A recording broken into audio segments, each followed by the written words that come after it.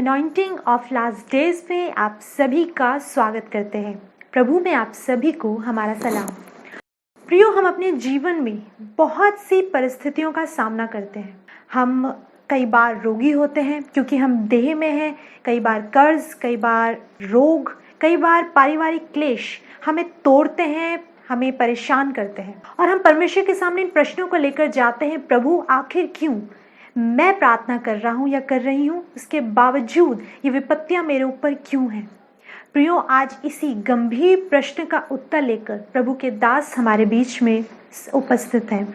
आइए ज़्यादा समय ना लेते हुए हम परमेश्वर के कलाम में चलते हैं। सबको जय मसीह की। प्रियो, प्रभु का धन्यवाद देना चाहते हैं एक बार फिर से उसके अनुग्रह के लिए। प्रियो, सच में कोई भी मनुष्य पल भर के लिए भी पिता के अनुग्रह से ना तो बाहर है, ना ही उसके अनुग्रह से बाहर जीवित रहा जा सकता। प्रियो, आज का जो विषय मैं आपके बीच में लेके आया हूँ वो बहुतों के छुड़ौती का कारण होने जा रहा है। हालेलुया। प्रियो, एक बार की बात, मैं ट्रेन में सफ़र कर रहा था और ट्रेन की मैं विंडो सीट पर बैठा था और जब ट्रेन चल रही थी, आप जानते हैं बहुत सारा एरिया ऐसा पड़ता है जहाँ खेत होते हैं, बंजर भूमि होती है, गांव का और खेतों का एरिया पड़ता है।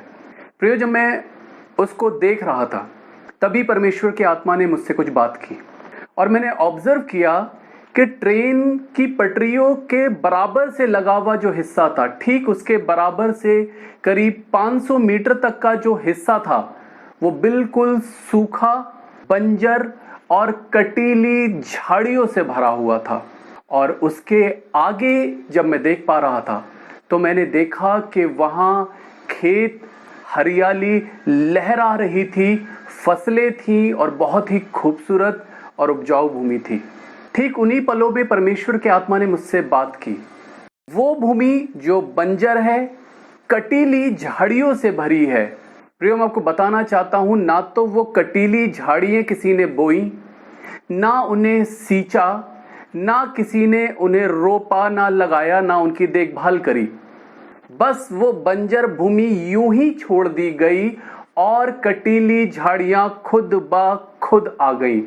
प्रियो, मैं आपको बताना चाहता हूं, यीशु मसीह के अनुग्रह से बाहर जाना भी ऐसा ही है। अगर आप पढ़ेंगे व्यवस्थावरण 28 उसकी पहली आयत से, तो यहाँ लिखा है, यदि तू अपने परमेश्वर यहोवा की सब आज्ञाएं जो मैं आज तुझे सुनाता हूँ चौकसी से पूरी करने को चित लगाकर उसकी सुने, तो वह तुझे पृथ्वी की सब जातियों में श्रेष्ठ करेगा। और आगे बहुत सारी आशीषें लिखी हैं। लिखा है, धन्य होगा तू नगर में, धन्य होगा तू खेत में, धन्य होगी तेरी संतान, तेरी भूमि की उपज, तेरी भेड़ बकरी और पशुओं के बच्चे। ये तो हैं आशीषें। पर प्रियो, जैसे ही 15वीं आयत शुरू होती है, 1 आयत से 14 आयत तक आज्ञा मानने वाले लोगों के लिए आशीषें, आशीषें और आशीषें लिखी हुई हैं। पर जैसे ही 15वीं आयत लगती है, एकदम से कहानी में ट्विस्ट आता है और यहाँ लिखा है, परंतु यदि तू अपने परमेश्वर यहोवा की बात ना सुने और उसकी सारी आज्ञाओं और विधियों के पालने में जो मैं आज सुनाता हूं चौकसी नहीं करेगा, तो ये सब श्राप तुझ पर आ पड़ेंगे। प्रियो, लिखा है श्राप आ पड़ेंगे। आशीषों के लिए नहीं लिखा है कि आशीषें आ पड़ेंगी।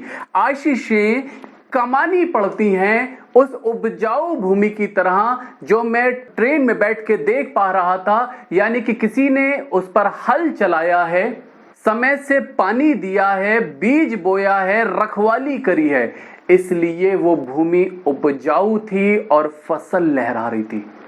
लेकिन प्रियो, वचन में लिखा है, अगर तुम उसकी आज्ञा और विधियों को नहीं मानोगे तो श्राप आ पड़ेंगे। क्या मायने हैं, क्या मतलब है आ पड़ने का? प्रियो, अगर आपके ऊपर, घर के ऊपर छत ना हो तो क्या होगा? बारिश आ पड़ेगी, तूफान आ पड़ेगा, आंधियां आ पड़ेंगी। प्रियो, आप यीशु मसीह के अनुग्रह से दूर हुए नहीं। आपने उसकी आज्ञाओं को तोड़ा नहीं, विधियों को तोड़ा नहीं, ये सारी आफतें आ पड़ेंगी। इसके लिए करना कुछ भी नहीं होता है। आप जैसे ही उसके अनुग्रह से बाहर हुए, ये सारी विपत्तियां आप पे अपने आप आ जाएंगी। मेरा जो बेटा है वो लगभग 2 साल का है।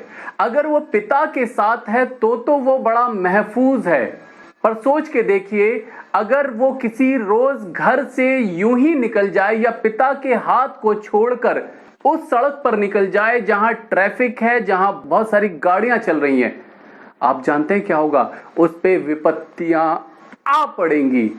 प्रियो, मैं आपको बताना चाहता हूं इन सारी विधियों के बारे में। जो आज मैं विषय आपके सामने लेके आया हूं वो बड़ा गंभीर है। ध्यान से सुनिएगा।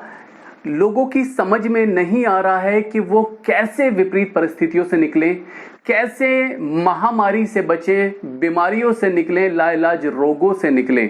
प्रियो, ये जो वचन मैं आपके सामने पढ़ रहा हूं ये हजारों साल पुराना है, जबकि मेडिकल साइंस ने जितनी भी उन्नति या तरक्की करी है वो पिछले 100-125 साल के अंदर की है। और यहां जिक्र मिलेगा आपको 22वीं अगर आयत आप पढ़ेंगे, व्यवस्था विवरण 28 उसकी 22वीं आयत, लिखा है यहोवा तुझको क्षय रोग से, ज्वर, दहा, बड़ी जलन और तलवार और झुलस और गेरुई से मारेगा, और ये उस समय तक तेरा पीछा किए रहेंगे जब तक तू सत्यानाश ना हो जाए। प्रियो, आज टीबी बड़ी ही कॉमन सी प्रॉब्लम बन गई है, और ये बोला जाता है कि कुपोषण के शिकार जो लोग होते हैं अधिकतर उन लोगों में होती है, और ये बहुत ही कॉमन बीमारी बन चुकी है। प्रियो, ये वचन हजारों साल पुराना है, और ये जो बीमारियां हैं उस समय की दर्ज हैं बाइबल के अंदर, और लिखा है आज्ञा ना मानने वालों पर ये बीमारी आएंगी। आज तरह तरह के फीवर, तरह तरह के बुखार चल रहे हैं जिसका कोई वैक्सीन नहीं है, कोई इलाज नहीं है। आगे लिखा है और तेरे सिर के ऊपर का आकाश पीतल का और तेरे पांव के तले भूमि लोहे की हो जाएगी।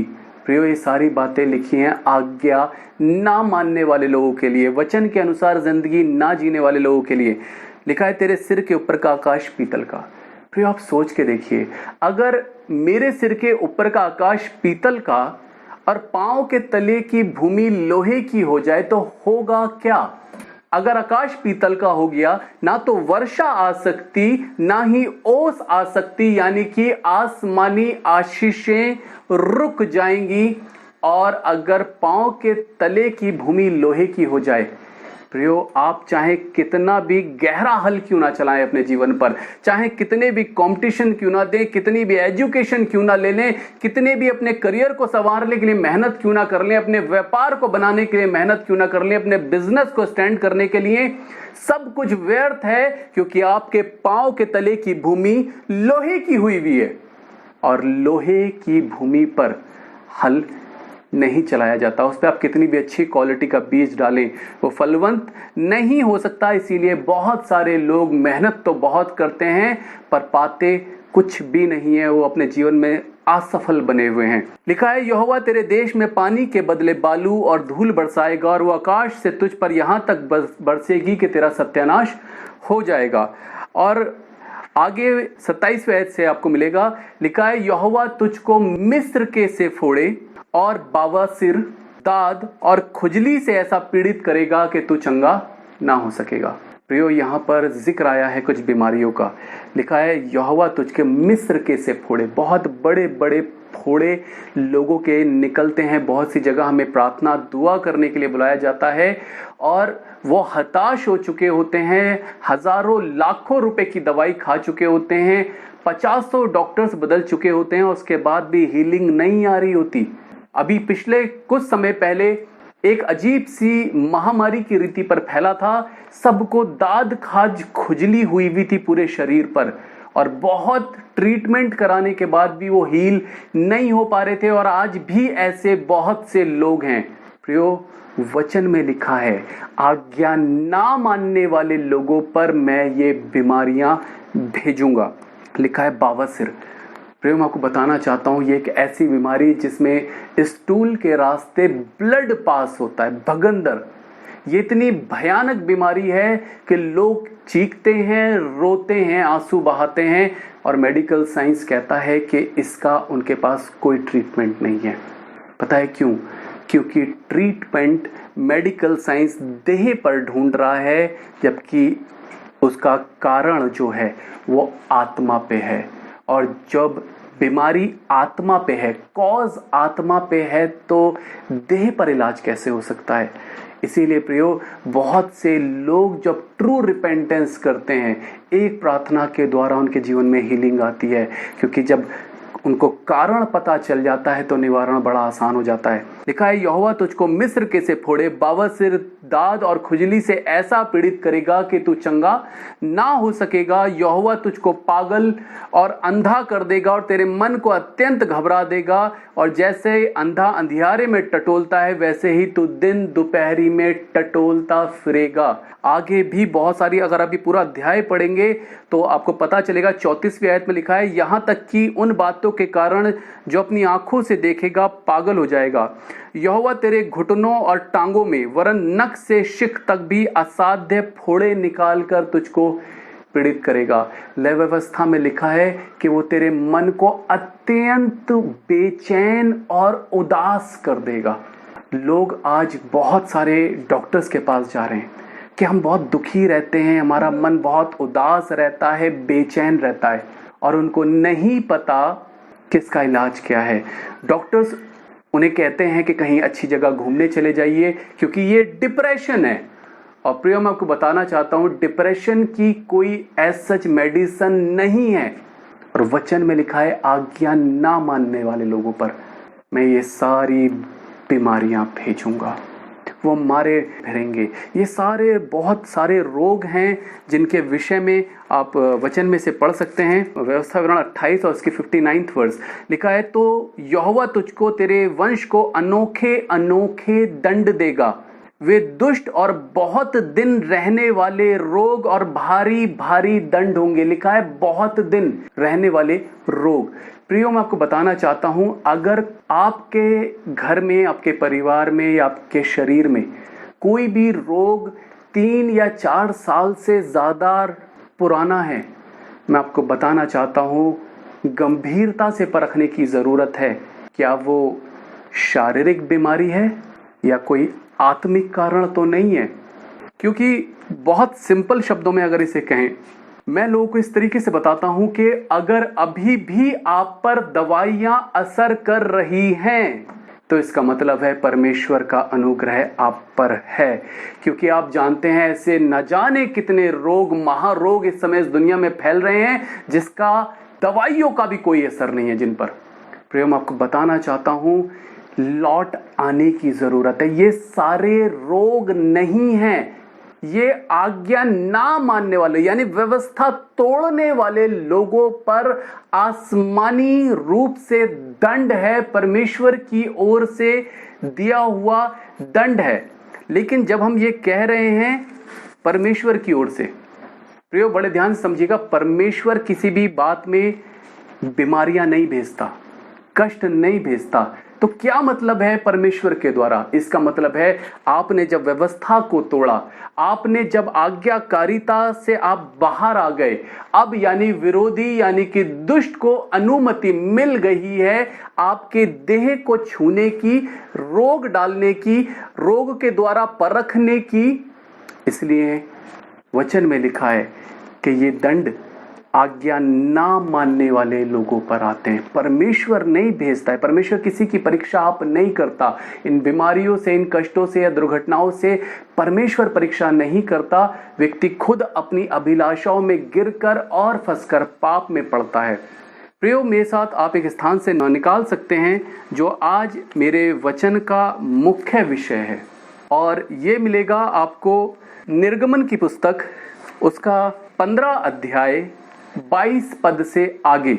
यहां लिखा है, तब मूसा इजराइलियों को लाल समुद्र से आगे ले गया। ये जिक्र है उस समय का जब मूसा ने यहोवा परमेश्वर की सामर्थ्य में लाल समुद्र को 2 भाग किया। इजराइली उस लाल समुद्र के बीच में से होकर निकल गए और सारी मिस्री सेना उसमें डूब मरी। ये उसके बाद का जिक्र है। लिखा है, तब मूसा इजराइलियों को लाल समुद्र से आगे ले गया और शूर नाम जंगल में आए, और वे शूर नाम जंगल में आए और जंगल में जाते हुए 3 दिन तक पानी का सोता ना मिला। हुआ क्या कि वो जंगल की यात्रा में चल रहे थे, मूसा उन्हें लीड कर रहा था इजरायली कौम को, और चलते चलते उन्हें 3 दिन हो गए जंगल के मार्ग में, पर उन्हें कहीं भी पीने के लिए पानी नहीं मिला। और लिखा है फिर मारा नामक एक स्थान पर पहुंचे, वहां का पानी खारा था। लिखा है वो एक ऐसे स्थान पर पहुंचे जहां उन्हें पानी तो मिला पर वो पीने योग्य नहीं था। वो पानी खारा था, उसे वे ना पी सके, इस कारण उस स्थान का नाम मारा पड़ा। मारा का अर्थ है खारा या कड़वा। प्रिय, मैं आपको बताना चाहता हूं ऐसे बहुत से लोग हैं जिनका आत्मिक नाम आज मारा पड़ चुका है। उनके पास सरकारी नौकरी है, गवर्नमेंट जॉब में है, लेकिन खुश नहीं है। उनके बच्चे उनके कहने में नहीं है। ऐसे बहुत सारे फ़ोन कॉल्स हमारे पास आ रहे हैं कि जिसमें बहनें आंसू बहा रही हैं क्योंकि उनकी शादी तो हुई, लेकिन उनके हस्बैंड ने 3 महीने, 5 महीने, 6 महीने के बाद उन्हें छोड़ दिया और वो अपने घर पे बैठी भी आंसू बहा रही हैं। उनको समझ में नहीं आ रहा कि किस तरह से उनका घर, उनका परिवार जुड़ेगा। आज उन्हें अपना जीवन मारा दिखाई देता है। मैं आपको बताना चाहता हूँ ऐसे लोग हैं जो बीमारी के बिस्तरों पर सालों से बैठे हुए हैं, सालों से पड़े हुए हैं, और उनका नाम आत्मिक रीति पर मारा पड़ा हुआ है क्योंकि उनके बच्चों ने, उनके अजीजों ने उन्हें छोड़ दिया है। ऐसे जवान बच्चों के फोन आ रहे हैं जो गलत रिलेशनशिप्स में चले गए, उन रिलेशनशिप्स में जाके उनके हृदय टूटे, दिल टूटे, और आज वो डिप्रेशन में हैं, बहुत यंग एज में है, डिप्रेशन में है, और उनका आत्मिक नाम आज मारा पड़ा हुआ है। प्रियो, ऐसे बहुत से लोग हैं जिनका आत्मिक नाम आज मारा पड़ा हुआ है क्योंकि सारी चीजें हैं, धन है, दौलत है, घर है, गाड़ी है, बंगला है, अच्छी पेंशन आ रही है, सब कुछ है, लेकिन हृदय के अंदर, दिल के अंदर, उनके घर के अंदर, परिवार के अंदर खुशहाली नहीं है। उनका आत्मिक नाम मारा पड़ा हुआ है। आगे लिखा है तब वे यह कहकर मूसा के विरुद्ध बकझक करने लगे, हम क्या पिए। तब मूसा ने यहोवा की दोहाई दी और यहोवा ने उसे एक पौधा बतला दिया जिसे जब उसने पानी में डाला तब पानी मीठा हो गया। प्रियो, बड़ी अद्भुत सा जिक्र है ये वचन का, बहुत ही अद्भुत सा हिस्सा है वचन का। जब वो लोग उस पानी को पी नहीं सके तो लिखा है वो बकबक करने लग गए, मूसा के विरोध में कुड़कुड़ाने लग गए, विरोध में बातें करने लगे, और मूसा ने स्वभाव के अनुसार फिर उस युद्ध को आत्मिक युद्ध बना दिया और वो घुटनों पर आ गया और यहोवा परमेश्वर की उसने दोहाई दी। और लिखा है यहोवा परमेश्वर ने उसकी प्रार्थना को सुनकर उसे एक पौधा दिखा दिया, क्योंकि इंग्लिश में बड़ा खूबसूरत वर्ड आया है, लिखा है he cried out unto the Lord and the Lord showed him a tree, showed him a tree. परमेश्वर ने मूसा को एक पौधा दिखा दिया। क्या बड़ा खूबसूरत सा जिक्र है। परमेश्वर ने उसे आंसर के रूप में, प्रति उत्तर के रूप में एक पौधा दिखा दिया। मूसा ने उस पौधे को लिया और उस खारे पानी के तालाब में, उस खारे पानी में उस पौधे को जब डाला, लिखा है उस तालाब का, उस पानी का खारापन चला गया और वो पानी मीठा हो गया, पीने योग्य हो गया। और प्रियो, सब लोगों ने उस पानी में से पिया होगा। बड़ा ही खूबसूरत सा ये जिक्र है, यहोवा परमेश्वर ने उसे एक पौधा दिखा दिया। प्रियो, मैं आपको बताना चाहता हूँ ये पौधा कुछ और नहीं, साइन ऑफ क्रूस है। यीशु मसीह का वो क्रॉस है जिस पर वो बलिदान हुआ। यहोवा परमेश्वर ने उस क्रूस को दिखा दिया, उस क्रॉस को दिखा दिया। प्रियो, आज अगर आपके जीवन में आत्मिक रीति पर खारापन है, अगर पति पत्नी के संबंध अच्छे नहीं है, माँ बाप के बीच में संबंध अच्छे नहीं है, आपके बच्चों से संबंध अच्छे नहीं है, आपके घर में कलेश हैं, शराबें पी जा रही हैं, मन मिटाव हैं, प्रियो, मैं आपको एक पौधे के विषय में बता देना चाहता हूं जिसका नाम क्रॉस है, जिसका नाम यीशु मसीह है। बस आपको करना क्या है, अपने जीवन के खारेपन के अंदर यीशु मसीह को लेके आने की जरूरत है, यीशु मसीह को पुकारने की जरूरत है, इस पौधे को अपने आत्मिक जीवन के अंदर लगा देने की जरूरत है, इस क्रूस को अपने जीवन के अंदर उतार लेने की जरूरत है। और हुआ क्या होगा प्रियो, जब उसने उस पानी के अंदर जैसे ही उस पौधे को डुबाया, उसके बाद उसका सारा खारापन धीरे धीरे धीरे धीरे करके पूरा खारापन दूर हो गया, पूरा का पूरा पानी मीठा हो गया होगा। प्रियो, जब आप भोर की प्रार्थनाओं में उठेंगे, जब आप यहोवा परमेश्वर के सामने घुटनों पर जाएंगे,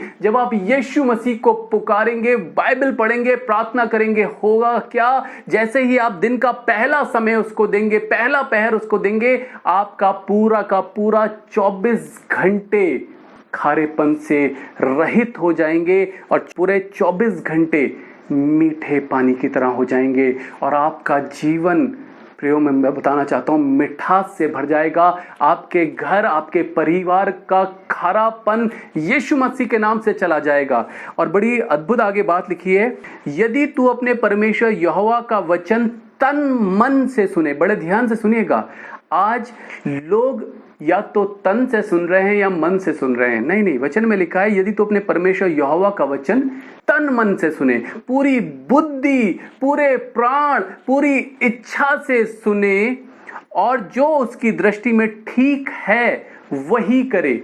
सिर्फ सुनना ही नहीं है, वचन के अनुसार वो ही करे जो परमेश्वर की दृष्टि में ठीक है, और उसकी आज्ञाओं पर कान लगाए और उसकी सब विधियों को माने।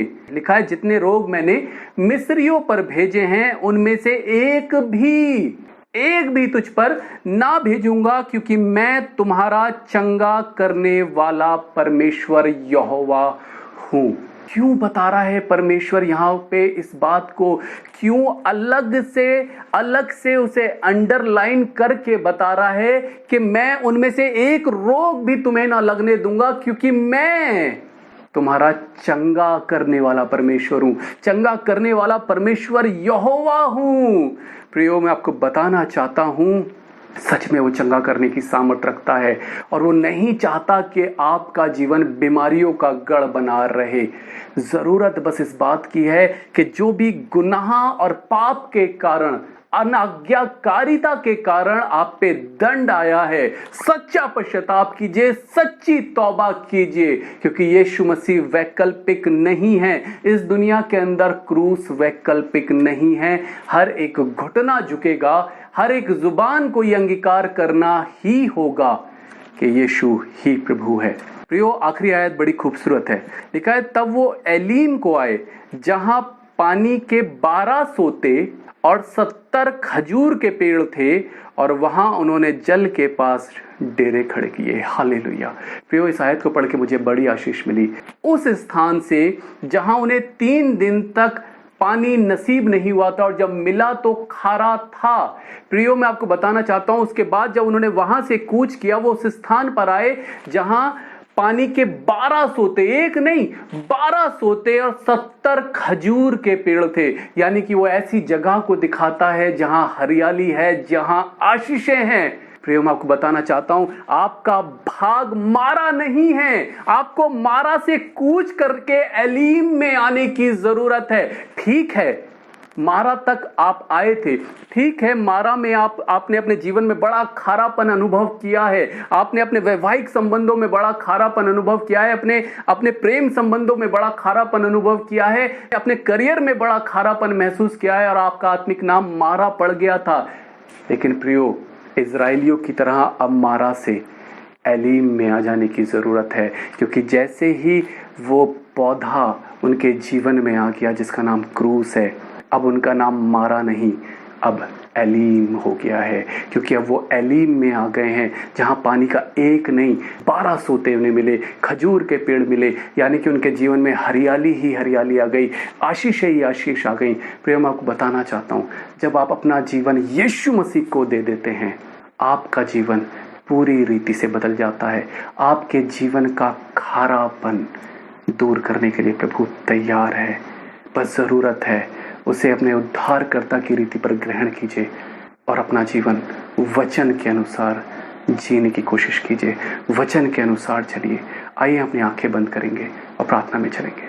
हाँ मेरे प्रभु, मेरे यीशु नासरी, आज हमने वचन की रोशनी में देखा कि प्रभु ये जो बीमारियां आज लोगों के घरों में घर करी हुई हैं, हर दूसरे तीसरे घर के अंदर प्रभु डायबिटीज़ के पेशेंट बैठे हैं, ब्लड प्रेशर के पेशेंट बैठे हैं, महामारियों के रोगी बैठे हुए हैं प्रभु, ये उनका भाग नहीं है। प्यारे पिता, आज तू इनका नाम बदलने के लिए तैयार है, तुम मारा से इनका नाम एलीम रखने के लिए तैयार है। प्यारे पिता, आप इनके जीवन के खारेपन को दूर करें, क्योंकि आज जब प्रभु ये तेरे वचन को देख और सुन रहे हैं प्रभु, आज इसी समय इनके जीवन के खारेपन में यीशु मसीह आप आ जाएं, आपका क्रूस आ जाए प्रभु, क्योंकि जैसे ही आप इनके जीवन में उतरेंगे, आप इनके जीवन को छुएंगे प्रभु, चाहे खारापन कितना भी पुराना और गाढ़ा क्यों ना हो, यीशु मसीह के नाम से इसी समय जा रहा है प्रभु। मैं आपके नाम से चंगाई और छुटकारे की सामर्थ को रिलीज करता हूँ right now in the name of Lord Jesus Christ. Yeshu Masih के नाम से प्रार्थना मांगते हैं, आमीन। वास्तव में प्रियो, प्रभु का वचन बहुत सामर्थी है।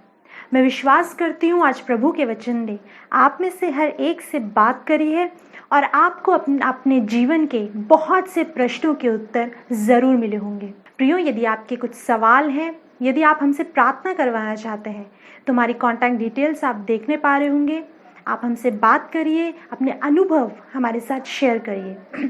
प्रियो, यदि आप हमारे किसी भी एपिसोड को मिस कर रहे हैं या आप दोबारा से प्रभु के दास से उन टीचिंग्स को सुनना मांगते हैं तो आप हमारे YouTube चैनल को भी सब्सक्राइब कर सकते हैं। प्रियो, आप हमें फेसबुक पेज पे, इंस्टाग्राम पेज पर भी फॉलो कर सकते हैं और हमारे जो अपडेट्स हैं वो आप तक पहुंच जाएंगे। प्रियो, जैसे कि हमने पिछले एपिसोड में आपको बताया था, ट्रू शेपर्ड मिनिस्ट्रीज़ बहुत वर्षों से प्रभु की सेवकाई में है, प्रभु की सेवा कर रहे हैं। और प्रियो, हमारा उद्देश्य मात्र इतना है कि प्रत्येक घर में, हर एक घर में व्यक्ति यीशु मसीह से मुलाकात करने पाए, हर घर में प्रभु यीशु मसीह का वचन पहुंच सके। जी हाँ प्रियो, हमारा उद्देश्य है आपका हाथ पकड़कर पिता के हाथ में रखना, आपकी मुलाकात सच्चे जीवित परमेश्वर से कराना। सच में प्रियो, यदि आप हमारी सेवकाई का हिस्सा बनना मांगते हैं तो हमसे बात करिए। प्रियो, यदि आप अपनी दान राशियों से, अपने भेंटों से हमारी सेवकाई को सपोर्ट करना चाहते हैं और हमारे साथ पार्टनर बनना चाहते हैं तो नीचे दिए जा रहे अकाउंट डिटेल्स पे आप अपनी भेंट, अपने डोनेशन, ऑफरिंग्स, किसी भी तरीके से छोटे छोटे कंट्रीब्यूशन के द्वारा भी आप हमें सपोर्ट कर सकते हैं। प्रियो, जितने लोगों ने हमें बीते दिनों में सपोर्ट करा है, हमारे प्रार्थनाएं करी, उन सभी का हम हृदय से धन्यवाद करते हैं और हम आप सभी के लिए प्रार्थना कर रहे हैं। इसी प्रकार प्रियो, हमसे जुड़े रहिए। अगले सप्ताह शनिवार को एक बार फिर हम आपसे मुलाकात करेंगे। तब तक खुश रहिए, सलामत रहिए। प्रभु में आप सभी को हमारा